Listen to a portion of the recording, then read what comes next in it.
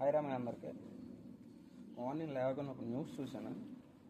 News ఏంటి అంటే హైదరాబాద్లో ఒక కన్సల్టెన్సీ నేను అబ్రాడ్ పంపిస్తాను, అబ్రాడ్లో జాబ్లు ఉన్నాయని చెప్పి డబ్బులు పే చేయించుకొని తీరా డబ్బులు పే చేసిన తర్వాత అక్కడ జాబు లేదు, అబ్రాడ్ లేదు. అబ్రాడ్ ఆడడానికి ఒక ప్రొసీజర్ ఉంది.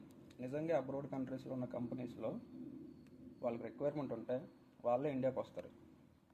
వాళ్ళే ఇండియాకి వచ్చి వాళ్ళే ఇంటర్వ్యూస్ కండక్ట్ చేసి వాళ్ళే సెలెక్ట్ చేసుకొని, ఈవెన్ నువ్వు సెలెక్ట్ అయితే వాళ్ళే ఫ్లైట్ టికెట్స్ వేసి వాళ్ళే వీసా ప్రాసెస్ చూపించుకొని మొత్తం అంతా వాళ్ళే చేయించుకొని దగ్గరుండి నేను తీసుకెళ్తారు.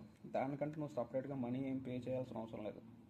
నేను యూరోప్కి అయితే అలాగే వచ్చాను 2 సంవత్సరాల క్రితం. సో ఇవన్నీ తెలుసుకోకుండా ఆడ అబ్రాడ్లో జాబ్ అన్నాడు అనగానే వెళ్ళిపోయి వాడికి లక్షలు తగలెట్టేస్తారు. ఇప్పుడు 50 నుంచి 60 మంది అలాగే తగలెట్టేశారు. పోలీస్ స్టేషన్ చుట్టూ తిరుగుతున్నారు. ఇప్పుడు ఈవెన్ పోలీసులు కూడా కన్సల్టెన్సీ వాళ్ళకి సపోర్ట్ చేస్తున్నారంట. అది ఎప్పుడూ ఉండిందే, డబ్బు ఉన్నోడిదే రాజ్యం. డబ్బు ఉన్నోడైతే పర్లేదు మామ, పోతే పోయేళ్ళు డబ్బులు అని చెప్పి అనుకుంటాడు. మరి మనలాంటి మిడిల్ క్లాసుల పరిస్థితి, నువ్వు కట్టే 3 లక్షలు 4 లక్షలు 5 లక్షలు మీ పేరెంట్స్ది, నీది, ఎన్నో రోజుల నుంచి కష్టపడి దాచుకున్న డబ్బులు అవి.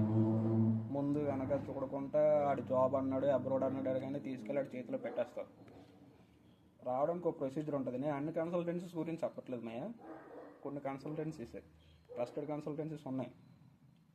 కానీ వన్స్ నువ్వు మనీ పే చేసే ముందు దాని గురించి, దాని బ్యాక్గ్రౌండ్ గురించి మొత్తం అంతా తెలుసుకొని పే చేస్తే బెస్ట్ అని చెప్పి నా ఒపీనియన్. అంతే, మోసపోగాను మయ్య. ఇలాగా అంతమించి అయితే ఇంకేం లేదు. మళ్ళీ నెక్స్ట్ వీడియోలో కలుద్దాం. బాయ్.